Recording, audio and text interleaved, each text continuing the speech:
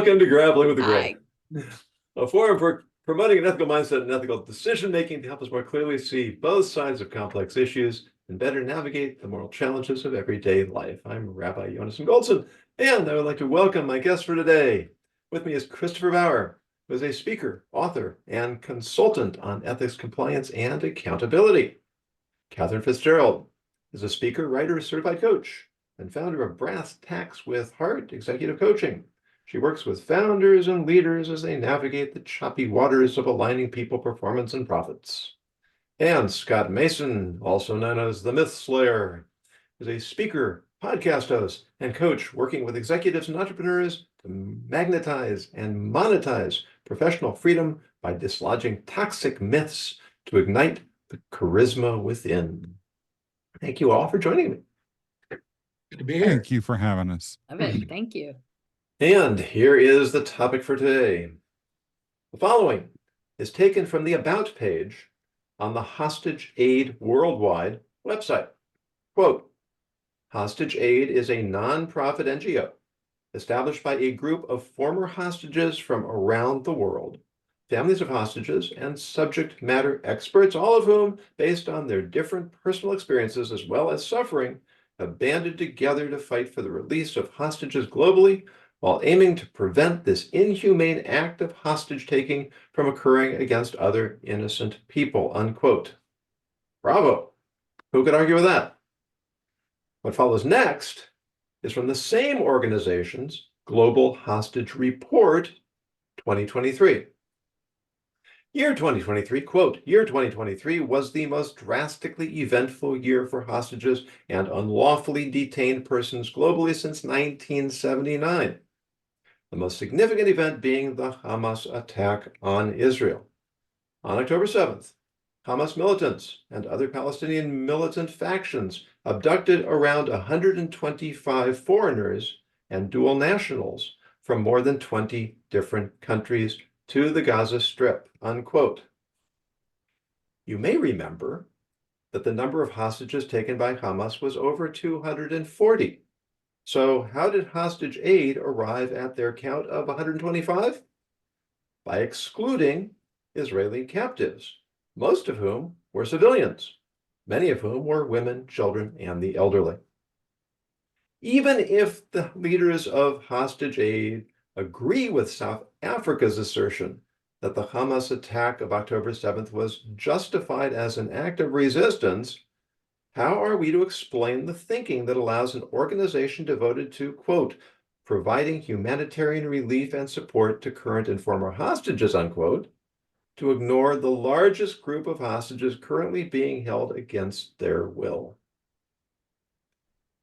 The floor is open.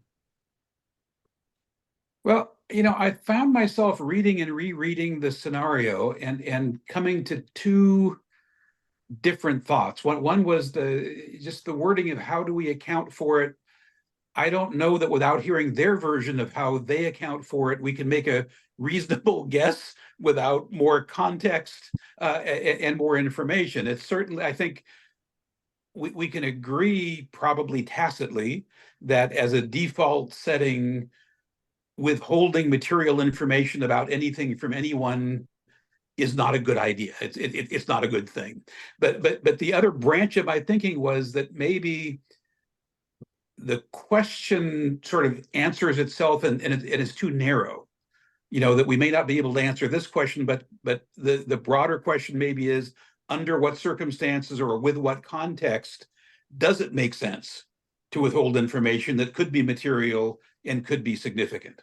So, for example, if a corporation withholds some information for a competitive advantage, or a national entity withholds some information for a strategic advantage, or on a micro level, the question, do we let the kids know that grandma's ill, right? Each of those is withholding relevant, salient, material information, but potentially for very different reasons. So I guess I'm wondering more about as much the nature of the question as the answer, if that makes sense. Yeah, I should probably interject at this point that I am not going to attempt to be unbiased in this conversation. Fair I enough. will, as always, try to be objective. Christopher, you and I are Jewish. Catherine and Scott, you are not Jewish, so we have different perspectives. But you know, I titled this section, "Some hostages are more equal than others," and well, I'll let Scott and Catherine balls in your court. Catherine, I have a lot to say. I want to make sure you have a chance to speak, so I will turn the floor over to you first. Oh my goodness. And that is a threat. The thing that keeps running through my mind is there is no right way to do a wrong thing. And, you know, it comes to me that if a humanitarian organization is selectively humanitarian in their definition of who is a hostage and who is not, when clearly if you looked up the definition of hostage, it's being held against your will, period. I have a really hard time. It feels very wrong to me. And it's not on the grounds of politics that we define who a hostage is and who they are not. The definition is clear. And to then lay layers of filters on top of the definition of hostage, they're perfectly entitled to do so if that was their intention as an organization. But if they are representing themselves as an organization that reaches out to all hostages, then this is an egregious wrong thing in my mind. You make me think of something, Catherine. I'm just going to throw this out before Scott starts, because then it'll be like trying to stop a train. But what about prisoners of war? Would we consider them hostages? And is there any legitimacy to applying that label here? I think perhaps, again, with the caveat posed by Christopher, trying to get inside of Hamas is something that I'm not likely to have much success in doing. But from their point of view, they probably think their cause is just, and in their mind, these may be prisoners of war. But then we shift the question back onto hostage aid, whether there's a legitimacy of them adopting that definition. So that's just food for thought. And Scott, take it away. Thank you. I'm going to actually pull back away from this specific example. But before I say what I'm going to say, I want to make it very clear for the record that what I'm about to say is an intellectual exercise, as well as an opportunity to explore some things, and not necessarily a statement of my own feelings. I don't want anyone accusing me of being Claudine Gay in drag and a leather jacket down the road, or any of these other presidents of these colleges, because I feel very strongly about this whole situation in real life now, but we're talking about a hypothetical as for the purposes of this show. I'm also going to share something that I feel personally very strong about, because I think it's only fair for me to say what I'm about to say if I'm saying it through the same lens of passion and hurt as those like Yonason, who have people that they care about who have been considered non-hostages in a lot of the discussions that have happened around this atrocity when it happened and continues to ongo. I will also say that I live in New York City and walk by these hostage posters every day. There's not a day that I don't stop and look at them. There's not a day in which my heart doesn't feel. So I want to predicate everything I'm about to say with that. And thank you for not tearing them down. I would never do that. Sorry. But thank you. And I know you're joking. That being said, I'm a 9/11 survivor. And that was traumatic. I was one of those people running from the Twin Towers as they fell. And afterwards, the expressions of grief around the world were universal, with some exceptions. I remember reading an article celebrating the deaths by a major foreign intellectual thought leadership publication. The reason why they were celebrating the deaths, and not personally the deaths, but this victory by Al-Qaeda, was they were basically saying that America and the World Trade Center, as well as the Pentagon, were symbols and or the heartbeats of a capitalist system that was driving people of untold numbers into death and tragedy around the world.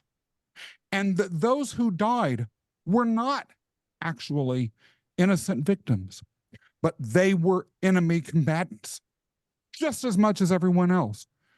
Who, they said, were the secretaries there who died serving? Who were the waiters making sure had a nice breakfast that day? All of this sort of stuff. They were no less part of an unofficial military as were the medics or others support services, the motor pool in an army. Now, it was very difficult for me to hear and read that. But it does go into a larger discussion, and Jonas, and this has come up in different contexts as to the extent to which analysis of behaviors, particularly behaviors that are under most circumstances considered deviant or criminal through systemic lenses, changes how we view the life. The people writing that article about the 9/11 dead did exactly what you were talking about, just in a different context, Jonason. They're enemy combatants. They were part of this war. It sucks that they died. Oh well, others have died too. And so one of the things that hostage aid is doing in this scenario, I do think there's disingenuousness there, because they are making a blanket assumption about what a hostage is, that as I'm interpreting this, is actually viewing the circumstances of the hostages through a systemic lens. And this goes to me as to a bigger issue, which is to what extent does systemic analyses of social interplays actually dehumanize? Well, and I think that often that's the intent. I mean, you know, the Nazi philosophy was that they were doing the world a favor by exterminating a plague upon humanity. Now, if what they said was true, if they were in fact exterminating a plague on humanity, then there might have been justification to what they did. But who is there any objective measure for making such a claim? Can there be? How do we go about it? And Can there be an objective measure, though? I have to ask. I don't know. Christopher, you look like you have something on your mind.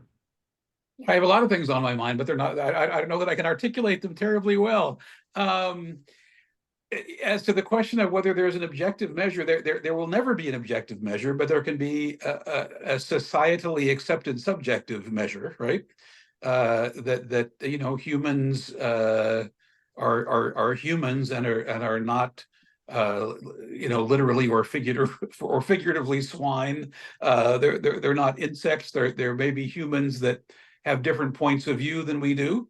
There may be humans that do things that we don't comprehend. There may be humans that do things that we consider vile, but that doesn't make them not be humans, right?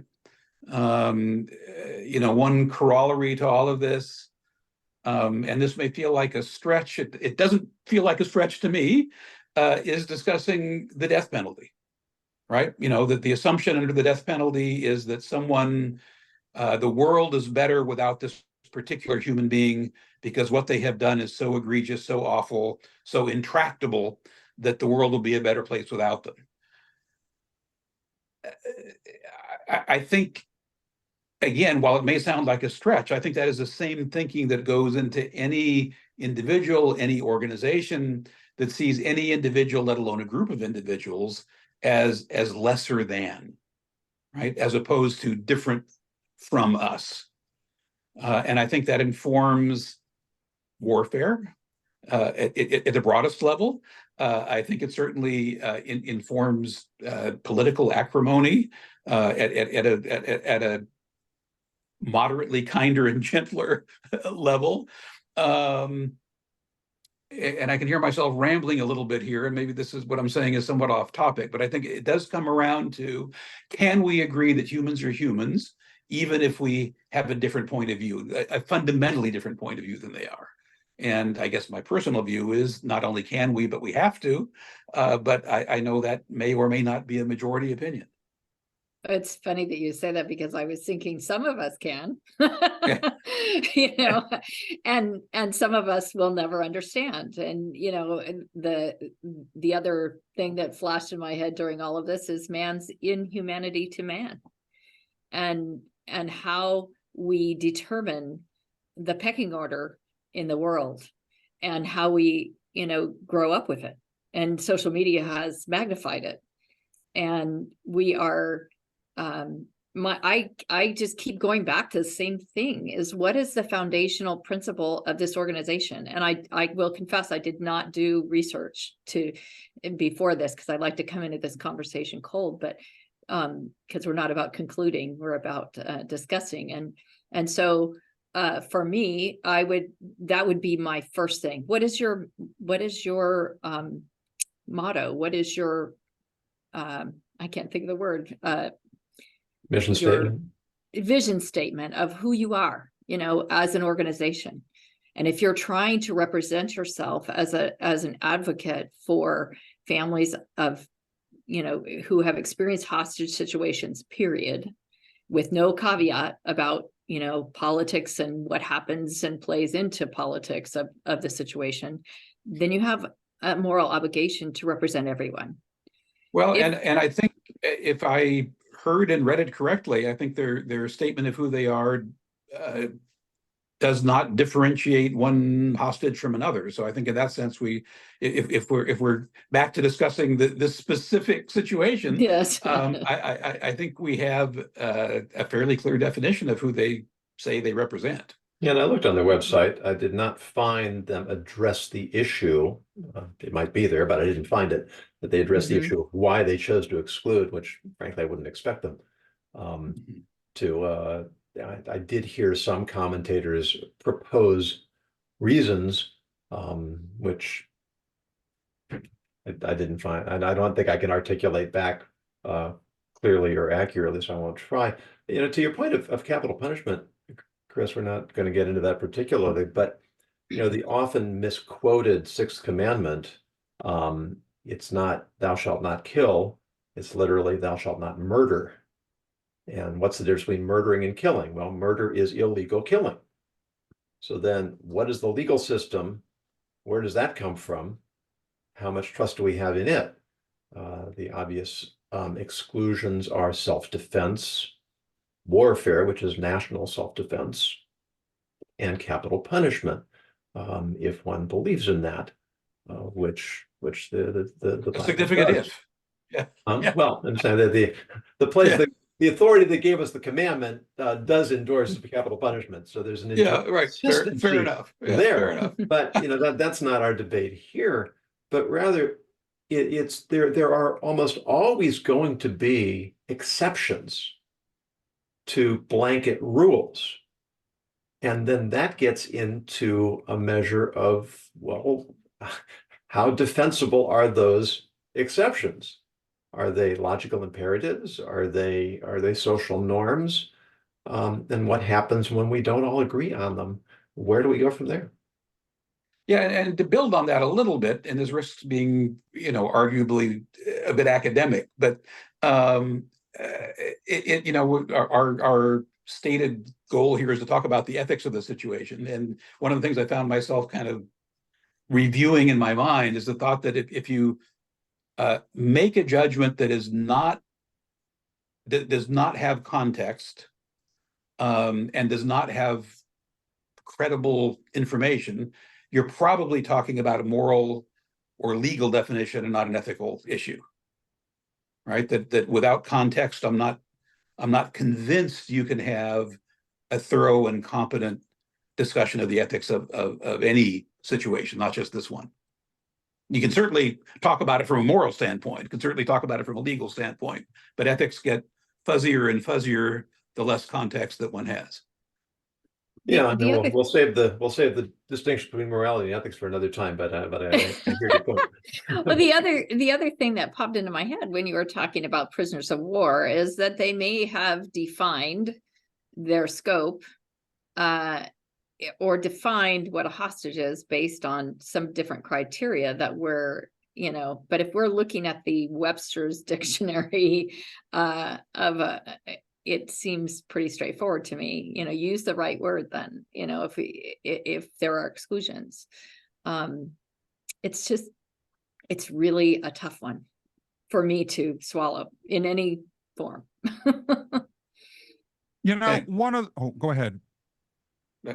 For once, I had a one-word answer to something. I'm going to argue, though, at least from my perspective, the more narrow we focus this discussion, the less meaning it actually has, right? Whether this particular organization worded something right or did a count or not right on their website, that is an ethical, potentially, or a definitional or a marketing, God forbid, issue for them. But what is underlying that? What assumptions are they drawing upon when making those decisions? And what cultural milieu is that within? What is that saying about the language they use and the culture that dialogue about what is a hostage or not is occurring in, is to me a far greater consequence. Catherine, as you said earlier, there can be pecking orders in terms of who is viewed as human or not, or degrees of humanity, or we see this played out. Again, I'll be a little bit controversial here, but I have no problem saying this. We can see in certain other contexts what are called oppression Olympics. I'm more of a victim than you. I'm lower on the pecking order, right? So bow down and worship me. Well, this is the larger cultural sorts of milieus that the Hostage Aid, I think was the name of this organization, is operating within. And they may or may not purely be responding to cultural pressures or a series of discourses that operate within their world that other people outside of that may not have. Just as in academia, certain language is and certain behavior patterns or thinking about human and human relations dominate, that those of us that are not in academia can sometimes say, huh? Right? And so then really the question is, how are we assessing the discourses that are going on? And when we as organizational leaders, or when an organizational leader like Hostage Aid is engaging in its discourse, what lens is it viewing through? I think that's where there are ethical implications that are truly beyond the tip of the iceberg, and where I'm interested in exploring. Because Hostage Aid, no one knows who they are. But the discourse that we're having around these issues, that's impacting life. That's impacting death. It's of massive consequence through what lens we're having the underlying ethical discussions about these definitions. And I think that's the premise of these programs, is we're going from the specific to the general. While you were talking, I remembered one of my favorite quotes, which is from Humpty Dumpty, when he says, "When I use a word, it means exactly what I want it to mean, no more, no less." And I think we've entered Wonderland. That language is so flexible now that we use words, I'm using the collective we, to mean whatever we want them to mean. And I think that was part of the wide outrage against the college presidents in their testimony, that after a long record of not supporting First Amendment rights, all of a sudden they became advocates of First Amendment rights. If we're going to play fast and loose with language, then we're really compromising our intellectual consistency and integrity. And then we get to the point, like you say, Scott, where we just don't have any kind of ethical boundaries anymore because everything's become malleable.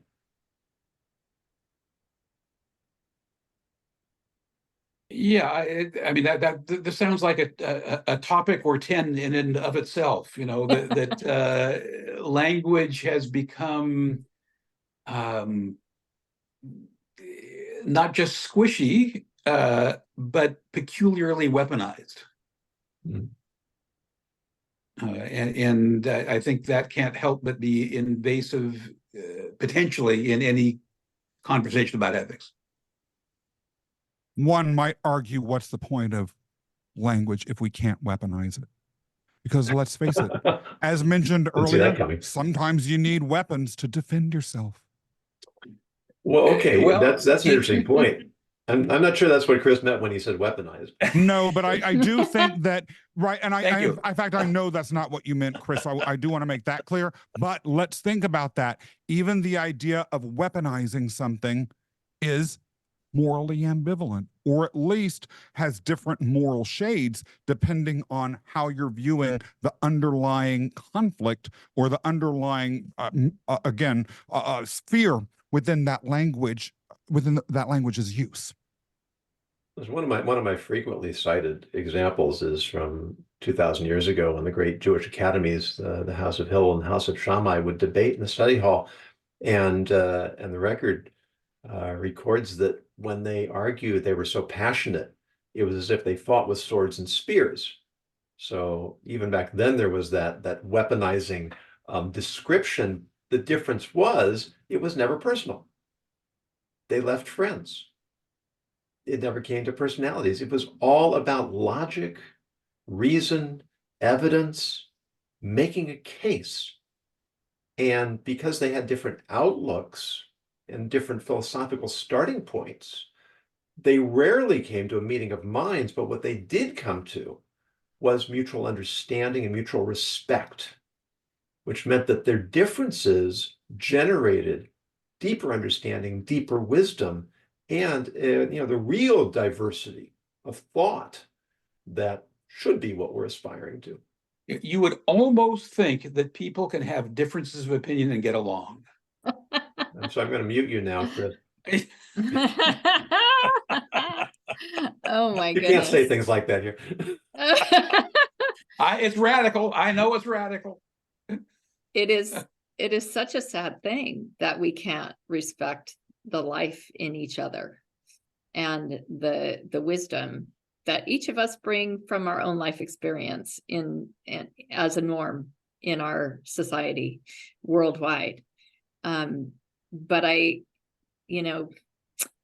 agree that there are things without that we cannot control, but we can stand up for our own ethical, moral position in our lives. But it takes courage, and it takes a lack of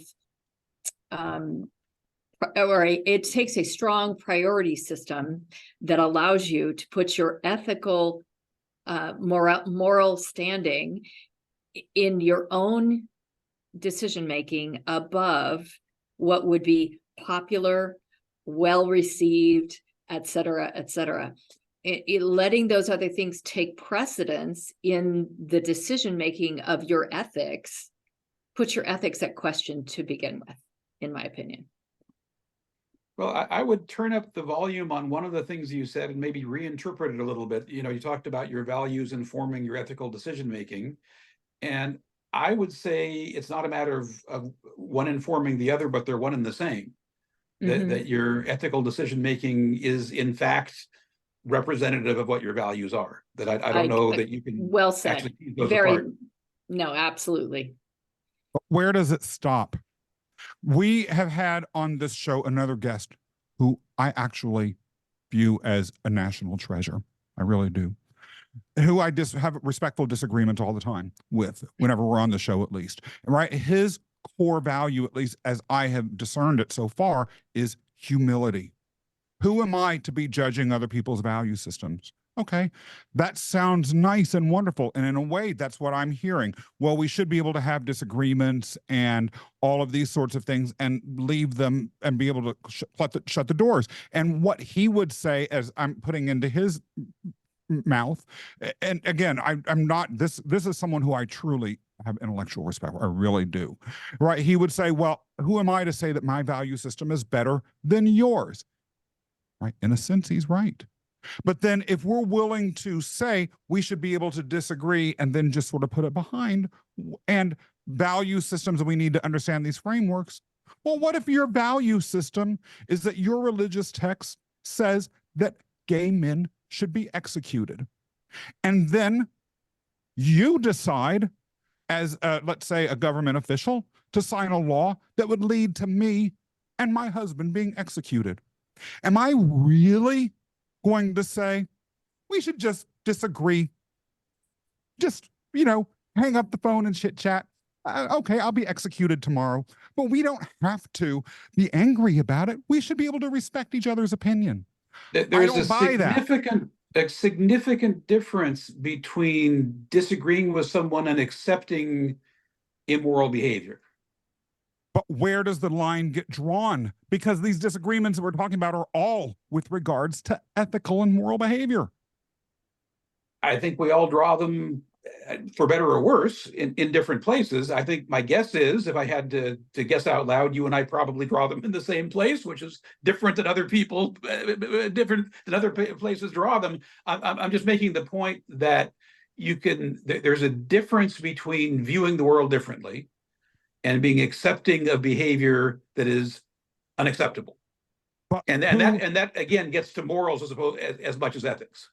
Well, no, I would respectfully disagree with that, because what you're making your decisions about who or what is acceptable on is itself. Ethics are all about the decisions that we make, or at least how we analyze those decisions. And so how you're analyzing any of those decisions goes beyond pure morals and into actual ethics. And there has to be what is unacceptable or not. That's a word that's very broad. How do we refine that? How does that play out? And I don't say think that. No. Oh, go ahead. No, go ahead.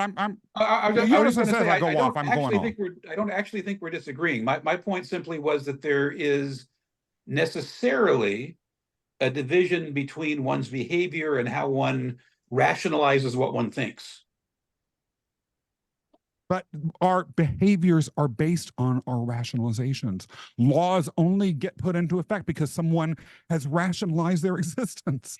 Sure, but not every impulse leads to a behavior, thankfully, right? Or most of us would have at some point or another done unspeakable things, right? Now, and admittedly, that's easier said than done. Cultural movements that have done abominable things, right? So if there's a collective belief that something that you and I might agree is inappropriate, at least if not unconscionable and immoral, they might act in that way. That would be a horrible thing. That certainly happened in history and not that long ago. I still would maintain that's different than having different points of view, right? The actions and thoughts, as connected as they are still different things. Scott and I had this conversation on my other podcast where we discussed about how me coming from biblical values and Scott having a gay lifestyle, how can we be in the same room together, virtually or physically? And it wasn't so much a matter of agreeing to disagree. It was a matter of recognizing that every one of us is more than any one aspect of our beliefs or our worldview. And that, we are all imperfect. We all cross lines at times, and therefore we can't demand perfection from each other. And living in a pluralistic society, we have to accommodate the fact that some people are going to be doing things that we don't approve of. And that doesn't mean we invalidate everything about them. We can be civil, we can be cordial, we can be friends. And, if we want to have a theological discussion, it gets a little more nuanced than I think we should get into right now. But it's not, when people start calling for death and destruction of those they don't like, then you're getting into much more complicated waters. If it's within a legal system, that gives it a certain legitimacy, but legal systems can also cross those lines. There have been plenty of laws passed that were clearly immoral and unethical and inhumane. So there are lots of gray areas here. And I think maybe for the moment we've hashed things out pretty well. Any final thoughts? I think we've answered nothing today, and that's fine with me. Well, I don't think we are called to judge, but I do think that exploring the bandwidth of the decision and the context of the decision and the moral and ethical responsibilities that public organizations have is part of all of this. And I think the one thing we can all agree on is the sanctity of human life. And in this context, it is contrary to my understanding of a nonprofit organization that would be reaching out in compassion to families and individuals who have experienced being a hostage or having someone held hostage that they love. And I have a hard time slicing the definitions of hostages in this context, because to me, it's a lack of moral courage to stand up in a sea of conflicting ideas, to stand up for the individual human right to live your life and make choices. And I will invoke a rabbinic privilege, Catherine, and give you permission to judge. The sages don't say don't judge. They say, and this is the first teaching in the most fundamental foundational ethical treatise in Judaism, Ethics of Fathers. The first teaching there is be deliberate in judgment. It doesn't say don't judge. It means don't rush to judgment. Recognize the limitations of your knowledge, your understanding, your context. But at the same time, we have an obligation to judge. I mean, imagine if the courts took the attitude, well, we can't judge. No, I meant I can't really judge others. I can judge myself and my own actions and my own choices and my context that I would make a decision on.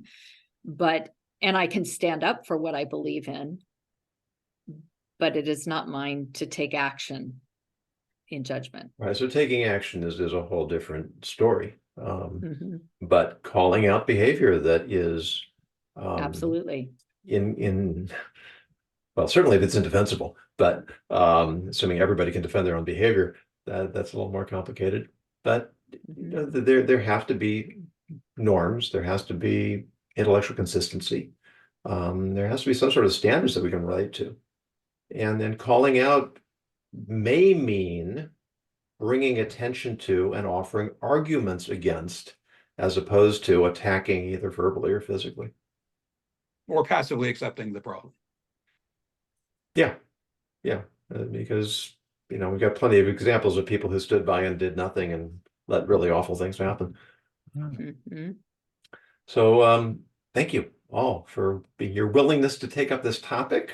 I was hoping I wouldn't get 3 cancellations when I sent the topic out.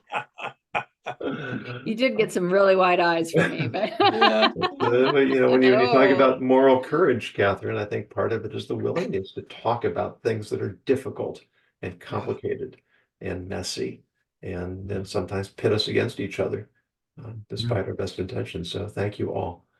Yeah, thanks. Thanks as always for having us. Yeah. So for those of you who are watching or listening, if you have a topic you'd like us to take up, please go to my website, ethicsninja.com, use the contact information, submit your idea. If it's compelling, we'll definitely use it for a future episode. And until next time, as always, encourage you to continue grappling with the gray.